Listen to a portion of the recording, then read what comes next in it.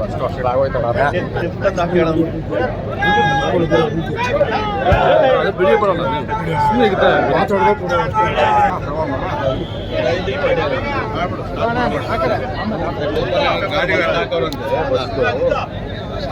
ಪೊಲೀಸವ್ರನ್ನ ಹಾಕ್ಬಿಟ್ಟು ಡ್ರಾಪ್ ಮಾಡ್ಬಿಟ್ಟು ಬಸ್ಗಳೆಲ್ಲ ನಮ್ಗೆ ಹೋಗಿಲ್ಲ ಇದ್ರ ಅವ್ನು ಯಾರು ಎ ಸಿ ಪಿ ಒಂದು ಹೇಳಿದ್ರು ಅವ್ರಿಗೆ ಮಾತಾಡಿದ್ರು.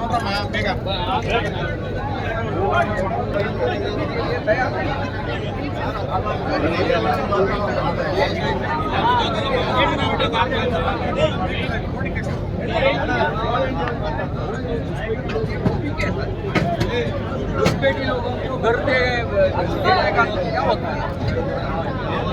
अपना लोकतंत्र बचेगा क्या?